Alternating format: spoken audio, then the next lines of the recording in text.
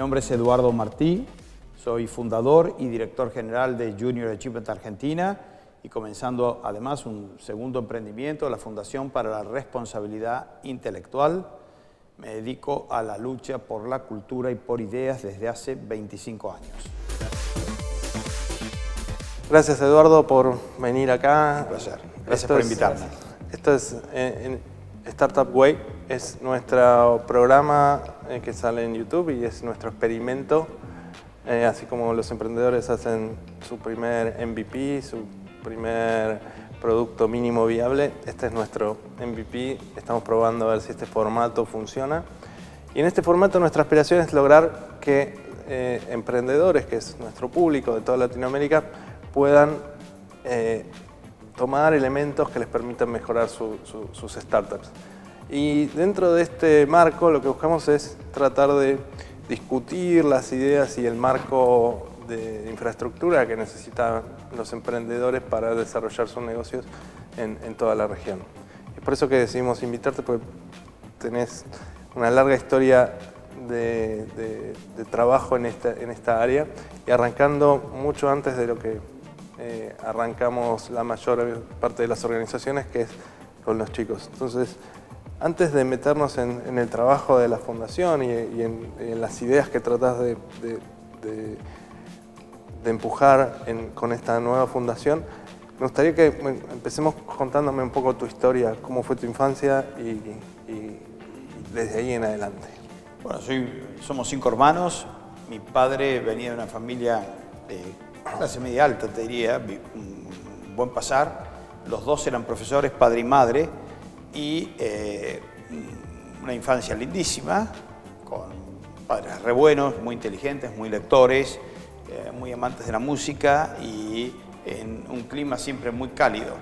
Fui siempre a escuela pública, a la primaria fui a una escuela que tenían mis padres, un colegio, y después fui al Colegio Nacional de Buenos Aires, un colegio que me sorprendió un poco por el nivel de exposición política y la agresividad intelectual que reinaba allí, y un poco por primera vez contrasté las ideas que yo absorbí en casa, que eran las ideas de un padre intelectualmente más conservador y de ideas más liberales, con un colegio con enorme influencia de izquierda. Cuando yo entré primer año en el Buenos Aires estaban Abal Medina, Ramus y Firmenich en 6º año y pasaban por las aulas cuando salíamos a la salida del colegio para que los acompañáramos a las charlas del Padre Mujica. Padre Mujica lo que te explicaba era la belleza de la Revolución Francesa y por qué Rousseau era el gran ideólogo que habíamos que seguir y por qué la violencia de arriba justifica la violencia de abajo y por qué de alguna manera todos tenemos que formar parte de la revolución. Consecuencia de eso fue, en general, un periodo de adhesión a la guerrilla y al Montoneros y a ERP. Yo tengo 3 compañeros muertos y, por otro lado, algunos de nosotros que nos resistíamos a aceptar los argumentos que en general se fomentaban allí. Entonces, yo tuve la suerte de tener un padre que me hacía leer la parte de la biblioteca que los argentinos no conocen, que es toda la parte de la biblioteca angloamericana, y entonces estaba provisto de algunos argumentos para pelear un poco, pero el grueso de los chicos no, y en general cuando vos tenés un dilema moral y un dilema ético, el argentino, a pesar de que se opina lo contrario, sigue en general lo que él considera que es correcto y justo. Y si el socialismo era justo y correcto, era la manera de enlistarse dentro de esos valores. ¿Cuáles son esos libros que faltan en las bibliotecas? Bueno, en general lo que vos ves es toda la historia, la ética, la economía que nos ha venido de la Europa continental. España, que está siempre muy influenciada intelectualmente y culturalmente por Francia, y a su vez Alemania. Entonces, vos tenés, si contrastás las dos revoluciones, la Revolución Gloriosa, que es completamente desconocida en la Argentina, con la Revolución Francesa, a pesar de que la primera ocurrió 100 años antes, se influyó notablemente sobre la Revolución Americana, lo que tenés son pensadores distintos. Por un lado tenés a Jean-Jacques Rousseau, por otro lado tenés a John Locke. Tenés a Hume, del lado de la biblioteca americana tenés a Adam Smith, tenés al presidente Adams, tenés a Jefferson, tenés a Hamilton, tenés todos los papeles federalistas, los papeles antifederalistas. La discusión en general angloamericana pasa por establecer sociedades donde se respeten los derechos individuales. Ellos lo llaman el rule of law. ¿Tengo derecho a la vida? ¿Tengo derecho a la propiedad? ¿Tengo derecho a la búsqueda de mi propia felicidad? ¿O debo subordinar esos derechos al bien común? ¿Están en contradicción el bien común y el bien individual? ¿Debe prevalecer el bien común por sobre los egoístas intereses y pérfidos individuales? Entonces, lo que se nos ha enseñado es Rousseau, es decir, en delegar nuestros egoístas intereses en la autoridad, que es la que encarna el bien común. Entonces, a partir de Rousseau tenés a toda la escuela alemana de pensamiento, arrancando con Kant, que tenía el retrato de Rousseau en su living, y después tenés a Hegel, y después tenés a Marx, y después tenés a Lenin, y después tenés a Heidegger, Kuhn, Lakatos, Feyerabend, tenés y toda la escuela francesa, Foucault, Derrida, Marcuse. Pero más allá de nombrarlos como si fuese la delantera de un equipo de primera, digo, los fundamentos... Te los nombro porque eso es lo que se estudia. No, pero son ¿Qué opinan? No, los fundamentos de eso es que salen básicamente de una discusión que es si esto es un juego de suma cero o si todo lo que yo creo, lo que yo gano, se lo estoy sacando a alguien y no como los americanos o los anglos que crean que esto es un modelo de creación de valor y que cuando vos creas valor no se lo estás sacando a alguien. Entonces, para bajarlo un poco a algo... Mira, tierra. Te lo planteo primero un poquito más difícil. La filosofía tiene 5 ramas. La primera, que es metafísica, discute la naturaleza de la realidad. Unos te dicen la realidad existe, aquí está, y los sentidos te proveen de información a la razón que procesa e identifica el material provisto por los sentidos. Esa es una visión.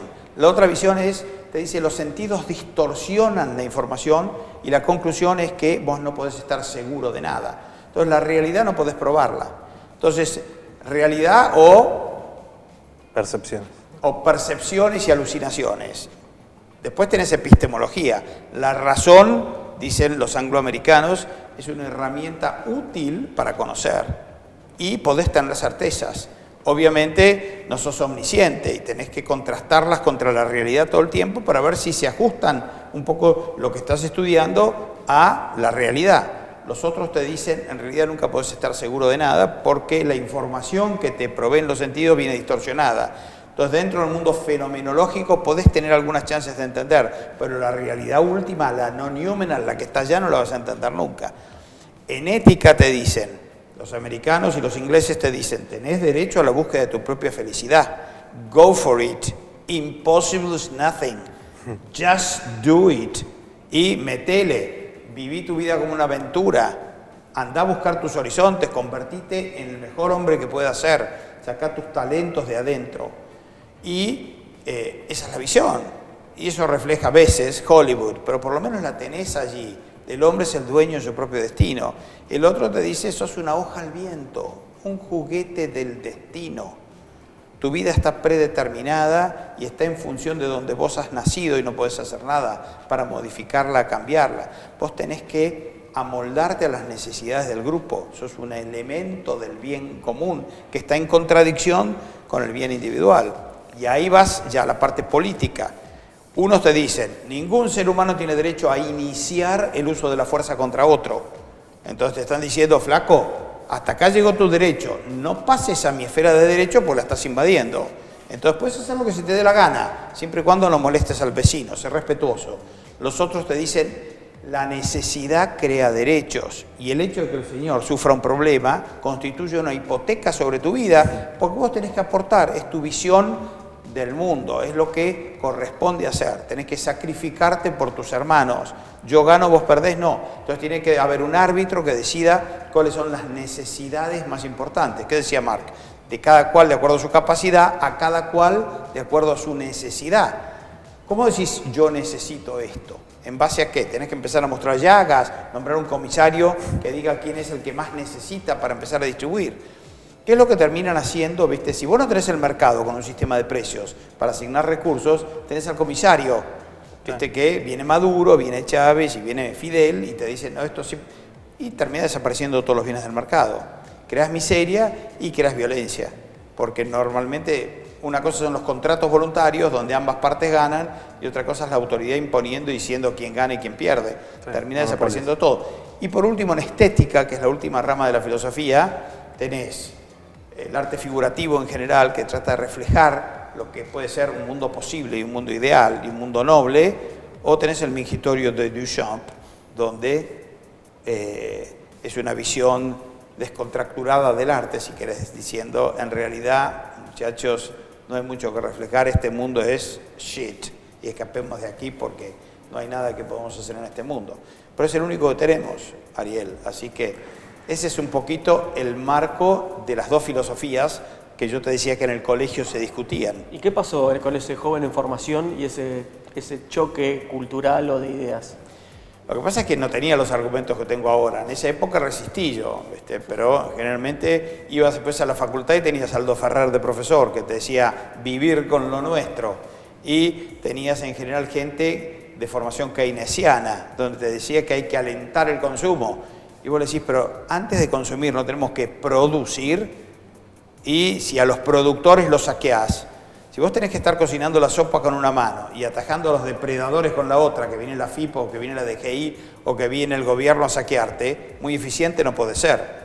Entonces, un sistema que alienta el consumo sin alentar la producción, es que hay gente que no entendió la ley de Say. Juan Bautista Say era un economista que decía, toda oferta crea su propia demanda.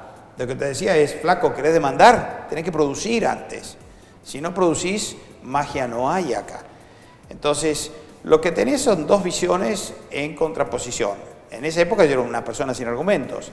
¿Por qué sin argumentos? Porque los únicos que tenía los que me daba el viejo en algunas lecturas en rato libre, porque trabajaba mucho. Pero en general, la parte de la biblioteca angloamericana no se conoce, no se la estudia. Andá a la Facultad de Filosofía y Letras. Agarrá todos los libros de la bibliografía y ves todos profesores continentales, que son los que engendran a Hitler y a Mussolini y a Stalin. Y el resultado inevitable es tendencias, a pesar del fracaso del comunismo, siguen ahí. Y son maoístas y son trotskistas los chicos. ¿Es obra de la casualidad? No. Es obra del sistema de educación pública manejado por gremios y manejado por intelectuales de izquierda que arman la Matrix y te la ponen en la bandeja. ¿Quién escapa de eso? Algunos con suerte. En general, si tan solo se les permitiera a los chicos decir, bueno, esa es una visión de la biblioteca, acá está la otra, y dentro de los 30 mejores países del mundo tenés 25 países anglosajones o colonias anglosajonas, ¿no vale la pena que los estudiemos? ¿Cuánto ganan los canadienses el promedio de plata per cápita? $48.000. El mejor país latinoamericano debe ser Chile, no sé en cuánto está, 12, 15. Nosotros estamos en 8. Si tenés entre los 30 mejores países de nivel de vida del mundo 25 colonias anglosajonas, algo hacen bien los flacos. Tenés una buena calidad de vida. ¿No vale la pena que estudiemos sus instituciones? No hace falta decir, ojalá hubieran ganado las invasiones inglesas, como dicen muchos.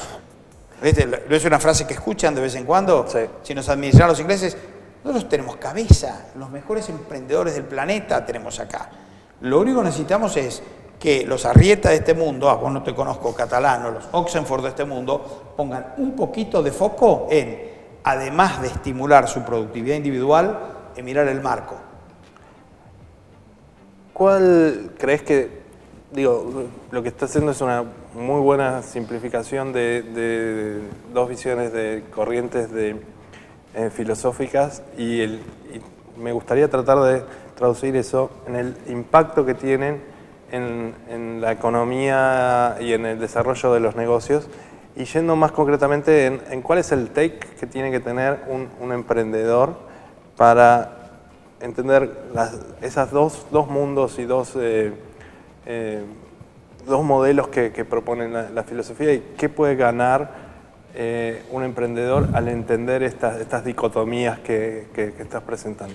Bueno, Yo te diría que, en primer lugar, si los activos de tus empresas se desvalorizan por el hecho de estar operando en marcos jurídicos hostiles, porque tenés más impuestos, porque tenés más regulaciones, porque tenés cepo cambiario, porque es difícil importar y exportar, porque es difícil toda la logística, y porque además, si sos exitoso, castigan el éxito, te matan con impuestos de todo tipo. Hay un listado de 100 impuestos que paga todo argentino. Empezás a hacer la lista, te saquearon el 55, el 60% de lo que producís. Nadie puede ser muy exitoso ni podés realmente pensar en proyectos en grande si terminás de producir y te afanaron el 55 o 60% de lo que producís. Entonces, el primero es eso, ojo, ¿dónde plantás la semilla? A mí muchos con Junior Achievement, muchos me decían, está formando emigrantes.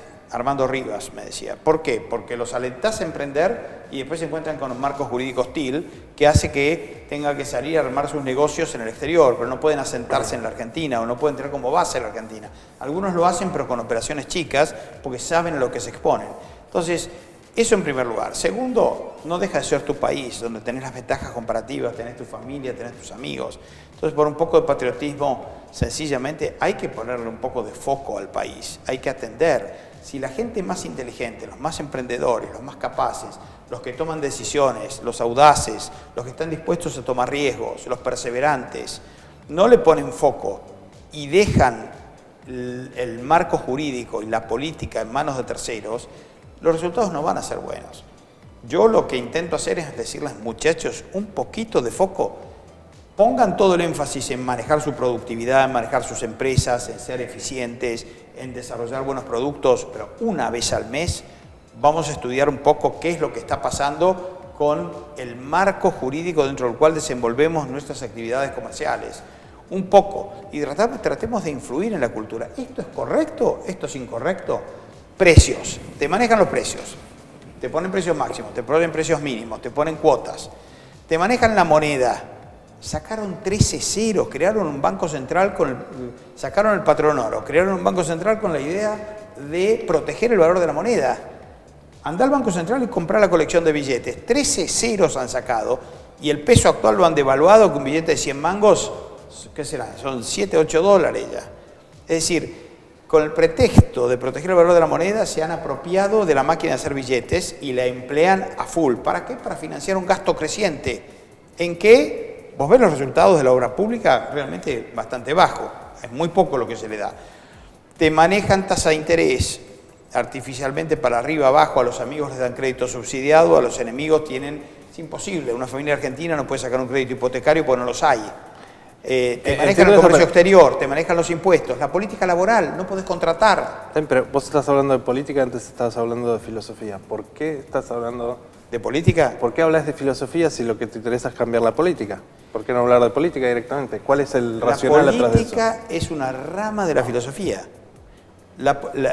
¿Cuál es la regla política fundamental de una sociedad libre? Es ningún ser humano tiene derecho a iniciar el uso de la fuerza contra otro. Correcto. Entonces, si ese es el principio, lo que te está diciendo es, tenés derecho a hacer lo que se te dé la real gana de tu vida. Lo que no puedes hacer es invadir el mismo derecho que tiene Catalano. Eso no lo puedes hacer. Entonces ese es el marco. A partir de ahí podés deducir cuál es el rol del gobierno. El rol del gobierno no es sacarle a uno y darles a otro. Justicia social, redistribución de ingresos, avanzar sobre la propiedad ajena. El rol del gobierno es sencillamente darle a cada uno lo suyo, justicia. Un poco agarrar y decir, señores, protejo los derechos de las personas.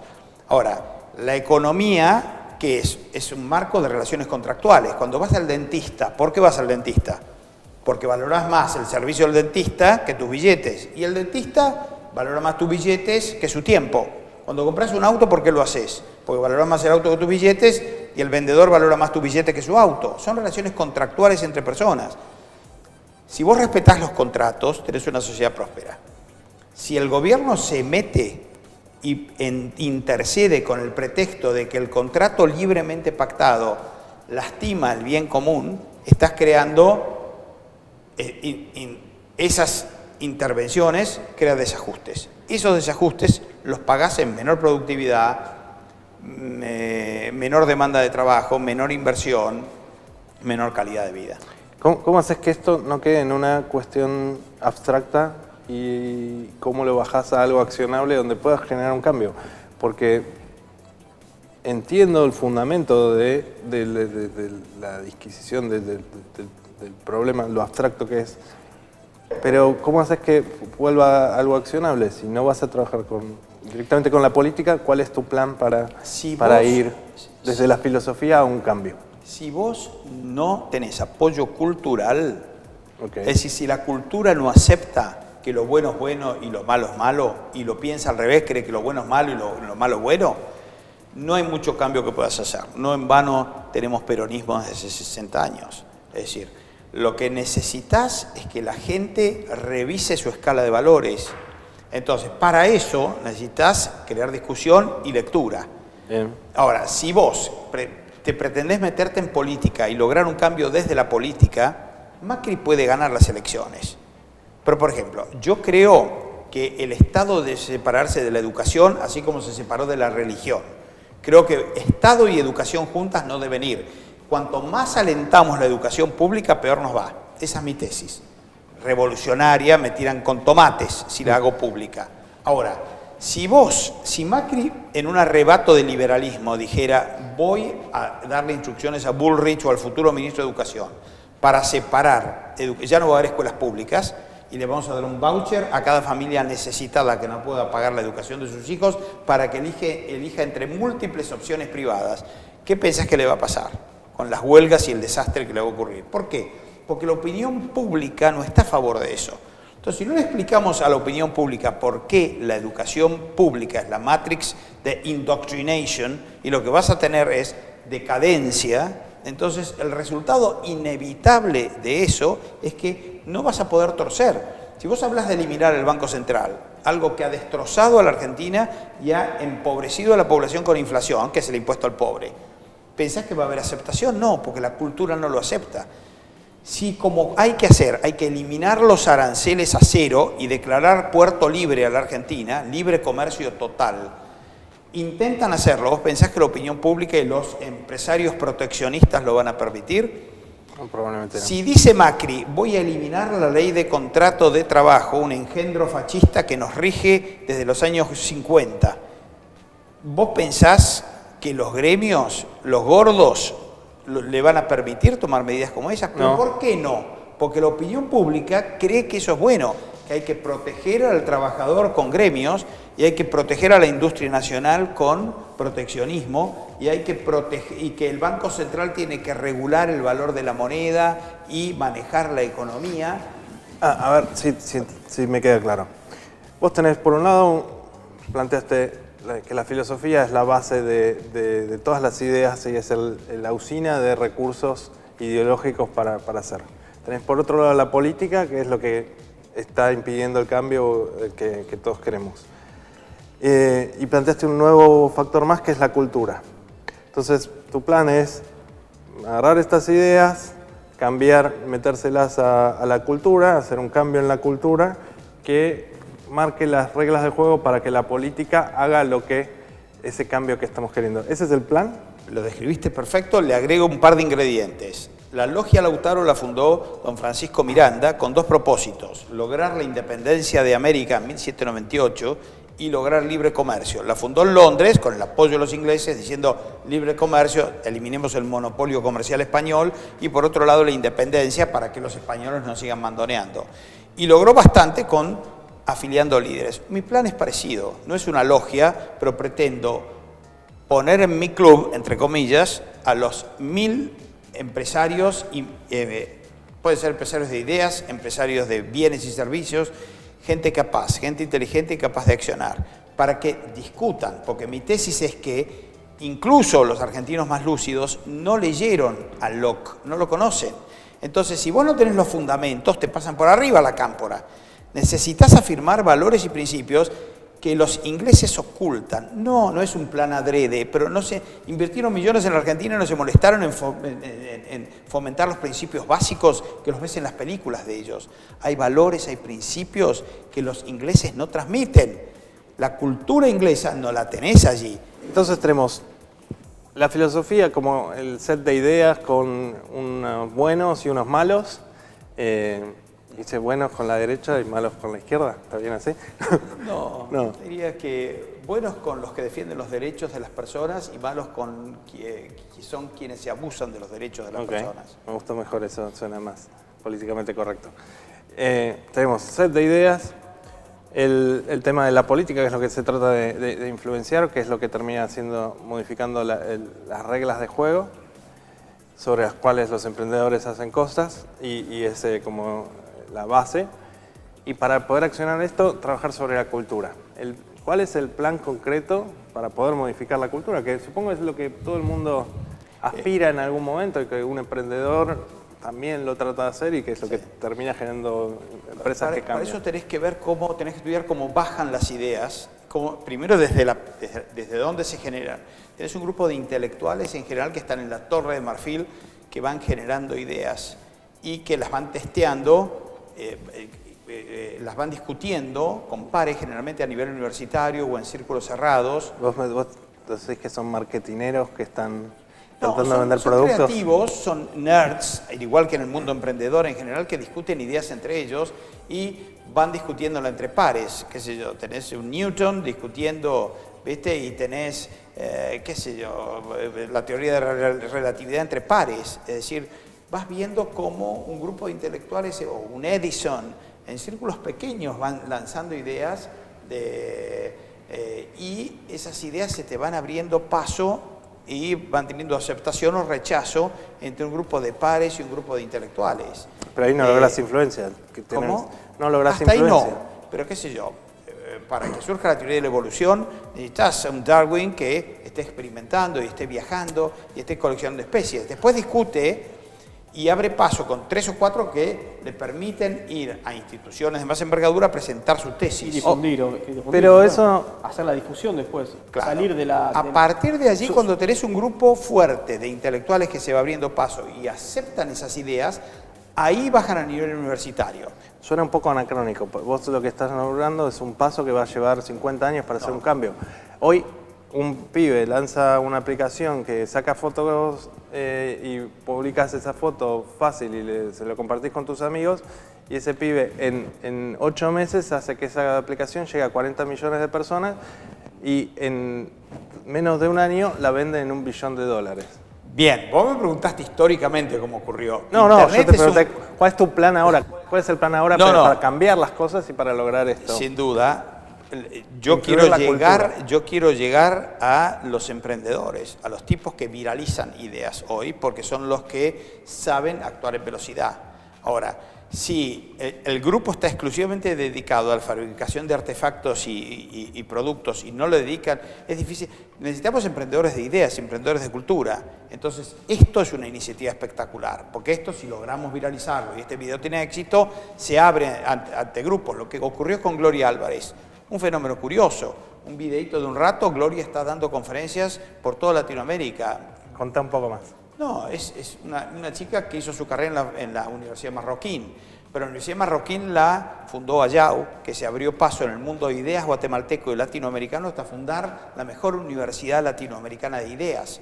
Allí hoy convoca a toda la inteligencia latinoamericana y hay muy buenos profesores de Estados Unidos e Inglaterra enseñando y explicando la parte de la biblioteca que no se da. Necesitas las dos partes. Necesitas los intelectuales que generan las ideas y necesitas hoy, sin la pata de la viralización y la posibilidad de llegar masivamente, estamos muertos. Por eso lo que intento hacer combina ambas cosas. Es decir, agarrar un Hicks que acaba de visitar Buenos Aires, un David Kelly, los mejores intelectuales en temas de filosofía, economía, historia, ética, y lograr primero que un grupo de emprendedores capturen estas ideas, las discutan, las entiendan. A partir de allí vendrán las ocurrencias. ¿Cómo lo vamos a difundir? Yo tengo un plan a la vieja, porque acordate, yo tengo 62 años. Todavía este mundo me termina un poco de estresar, pero estoy seguro que a partir de aquí van a aparecer este tipo de iniciativas.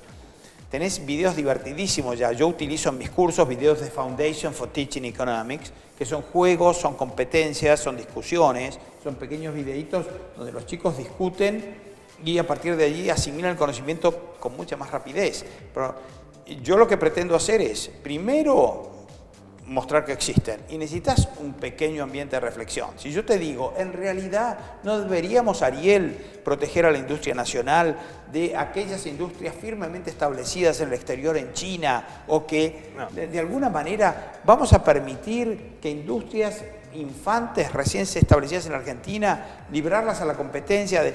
Bueno, vos decís que no, pues es un hombre sutil y que intuye por qué no. Ahora hay que justificar eso adelante de Aldo Ferrer y adelante de Kichilov. Hay que explicar por qué la teoría de la plusvalía es un mamarracho y por qué es disparatada y por qué el valor no depende del trabajo socialmente necesario para su elaboración.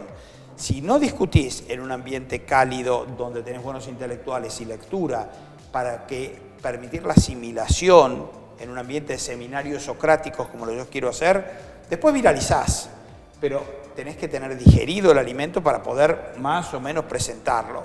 Si no, como vos decís, estas discusiones así en televisión son muy rápidas y vos ves que a la inteligencia argentina, a la cultura y a la política argentina no tienen respuestas. Son pocos los capaces de discutir de igual a igual. Tenés un expert, tenés un Kachanowski en temas de economía, filósofos, un Kovadlov, un poquito.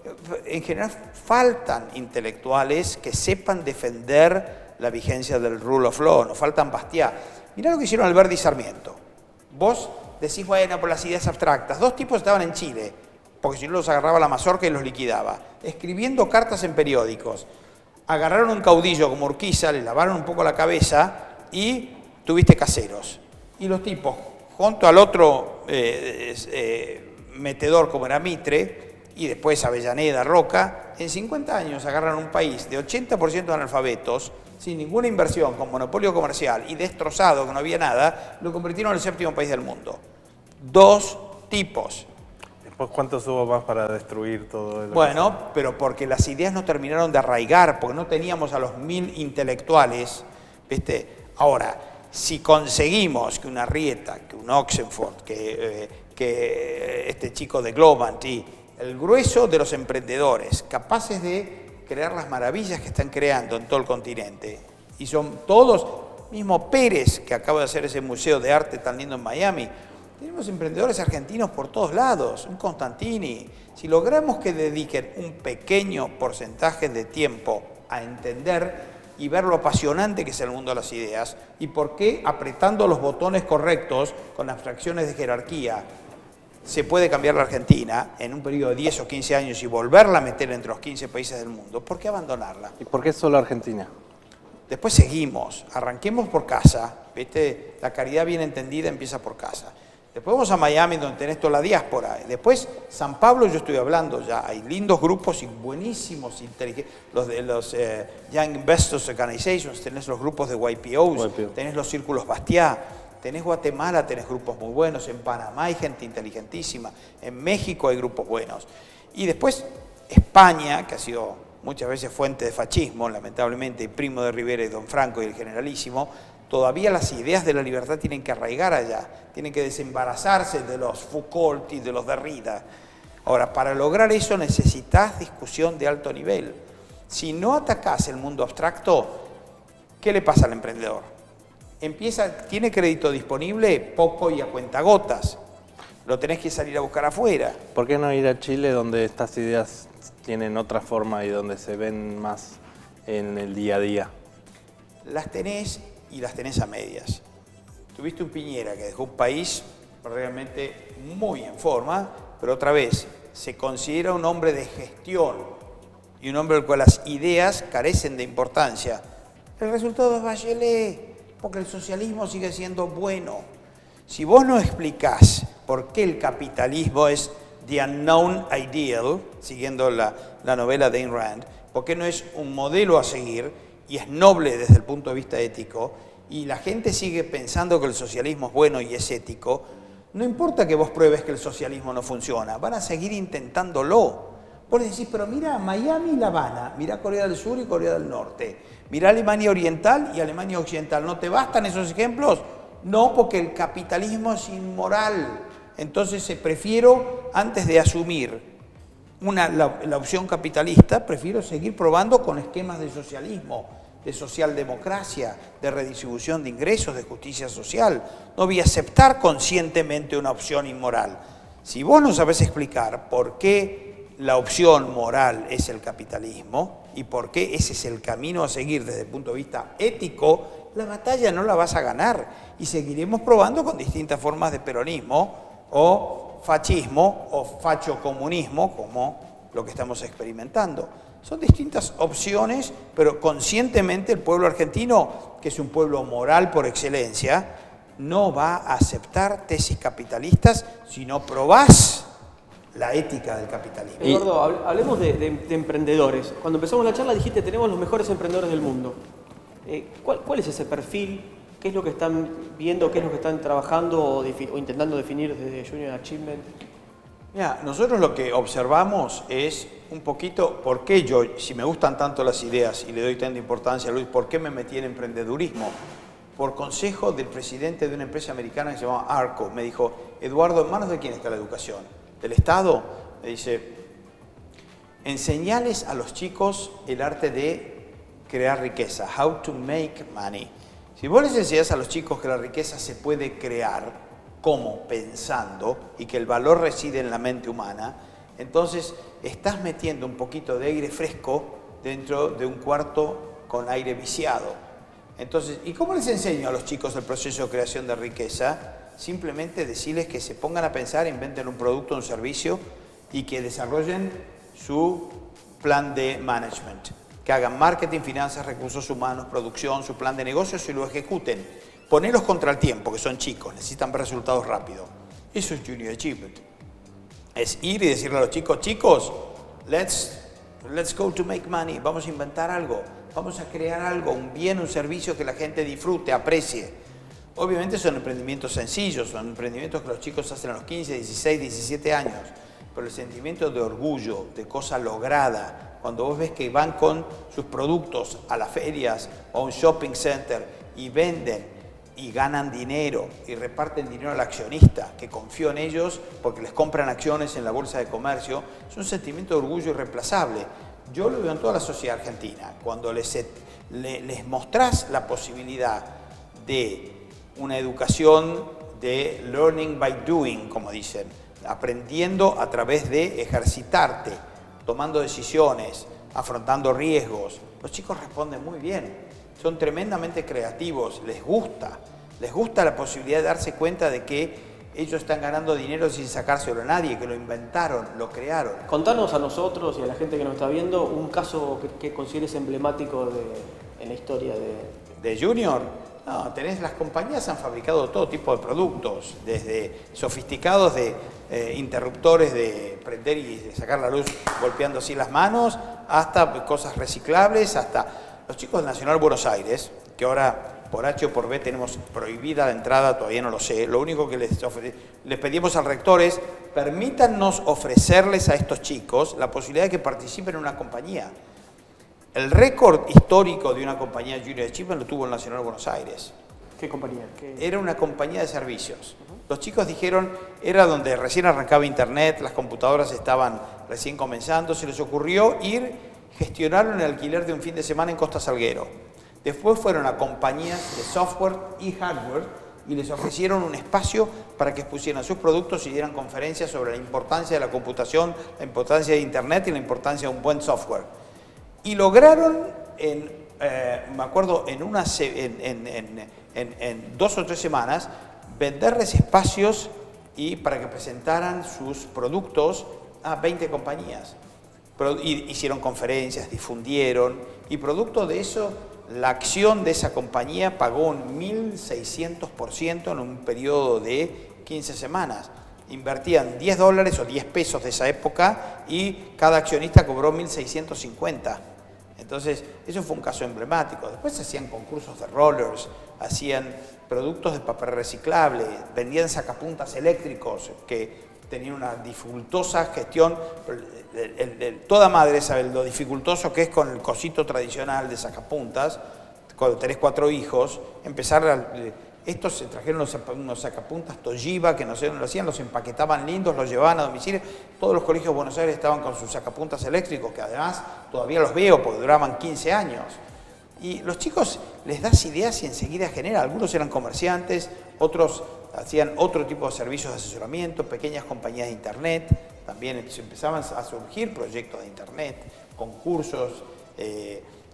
No te voy a describir cada uno, pero hoy los invito a visitarlos en el DOT o en el Alto Palermo o en el Abasto. Allí ves exposiciones a menudo de productos de compañía. Habla con los chicos. Ahí te das cuenta, a veces son chicos tremendamente humildes. Algunos te dicen que solamente van al colegio para poder participar de la compañía Junior Achievement, están un poco quemados ya con la educación tradicional y dicen, bueno, por lo menos acá aprendo algo útil, veo que realmente se puede inventar. Estás cerrando una etapa con Junior Achievement y estás arrancando otra. Contame un poco más de esa nueva etapa y por qué estás cerrando la de Junior. No, son 25 años, hay un equipo formado, tenemos 8 oficinas, la fundación está sólida económicamente, le va muy bien y me parece que yo puedo hacer hoy en día un mayor aporte tratando de mostrar la importancia de ser un emprendedor de la cultura. Además, tengo ambiciones, me gustaría poder hacerlo, como te comentaba recién, abrir una oficina ahora en Miami, me gustaría abrir una en San Pablo, otra en Ciudad de México, otra en Madrid. Si la gente percibe lo importante que es dedicarle un ratito de tiempo a discutir ideas, no solamente por lo que podés llegar a hacer por tu país, sino el placer intelectual que produce entender. Es decir, cuando vos ves países sólidos y en funcionamiento parece magia. Ves cualquier serie inglesa o americana o como en un pueblito cualquiera de Escandinavia o en Suiza, la gente vive bien, no tiene estos problemas de inseguridad, no tiene estos problemas. Entonces, el entender cómo funciona la maquinaria intelectual de esos países y por qué hay botones que si los apretás van a incidir sobre la realidad, es algo mágico. Yo creo que estamos tan hastiados y tan un poco frustrados por la imposibilidad de cambiar la política argentina, que cualquiera que tiene un poquito de energía e inteligencia se ha apartado de la política. Cuando lo que requerís es meterte en política, pero tratar de identificar los secretos de los países exitosos. Así como uno mira los grandes empresarios, los grandes genios de este mundo y lo estudiás y lo analizás a Steve Jobs y decís, ¿qué hizo este tipo? ¿Por qué ha sido tan capaz? O a Bill Gates, o los empezás a mirar en detalle y hay películas escritas sobre cómo han funcionado.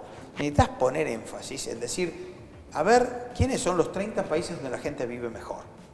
Donde funcionan mejor. Pero ninguno de estos empresarios después se terminó dedicando a la política. Bueno, Bill Gates cambió. Pero ellos no lo necesitan porque el marco jurídico en los cuales operan son marcos sanos. ¿Y por qué los emprendedores en Latinoamérica tendrían que dedicarse? Para convertir el marco donde operan en lugares más nobles. Además tenés a tus abuelos enterrados acá, tenés a tus hijos. ¿Qué país le vas a dejar a tus hijos? ¿Otra vez la misma lucha? ¿Los ves con intención, con la gente que vos te reunís, con los emprendedores que te reunís, con esta intención o por lo menos con alguna aspiración de hacerlo? Yo creo en el mercado. Yo creo que si tu producto es bueno, tiene demanda. Yo creo que las ideas de la libertad no han tenido demandas porque no han sido bien presentadas y porque no eran buenas, no eran de buena calidad. Yo sé buscar dónde están los mejores intelectuales del mundo y cómo arrancarle a los angloamericanos sus secretos para que vengan a compartirlos a la Argentina. ¿Podemos meter a la Argentina entre los 10 mejores países del mundo? ¿Me gusta la política? No. No me pienso meter en política. Me gusta la cultura, me gusta la discusión, de manera de facilitarles a los buenos políticos que hagan los cambios que necesitan. No van a poder si no hay apoyo intelectual de la clase empresarial argentina, de los intelectuales argentinos. Alguien tiene que dar esa batalla. A mí me divierte hacerlo, además es divertido hacerlo. No tenés por qué hacerlo en un marco de discutir ideas y darte cuenta de dónde están los errores que han condenado a la Argentina al fracaso, el nacionalismo vernáculo, el fascismo, las ideas de nación, entre comillas, que nos han condenado a guerras y nos han condenado a macanas. Hay que desenmascararlas. No nombraste el populismo. ¿Qué? No nombraste el populismo. Bueno, el populismo es consecuencia de todas estas malas ideas, ¿no? El populismo es aprovecharse del débil y de aquel que está en condiciones de necesidad para ganar votos. Pero es también subestimarlo. El pobre es un hombre inteligente, al cual cuando le presentas buenas ideas, elige también en forma correcta y en forma ética. Cuando te dicen no, compran los votos y... aquel que no tiene recursos, no por eso es inteligente. No le gusta vivir de dádivas, no le gusta vivir de subsidios, le gusta vivir de su trabajo. Dale oportunidad de que haya inversiones, que haya demanda de mano de obra y que el tipo pueda progresar. Y crearle un marco donde pueda desarrollar su propio proyecto y ser emprendedor, el tipo se prende. ¿Qué tiene que hacer alguien que quiere saber más de estas cosas? Bueno, nos puede contactar, estamos armando el sitio web, estamos subiendo videos y nos puede contactar todavía a través de Junior Achievement 5252-0260 o puede escribirme un mail en marti@junior.org.ar. Bárbaro. Bueno, Eduardo, muchas gracias. No, gracias a ustedes y perdón la lata que les di, un placer. No, gracias a vos. Esperemos que se generen estos cambios que creo que los necesitamos todos y cuanto antes.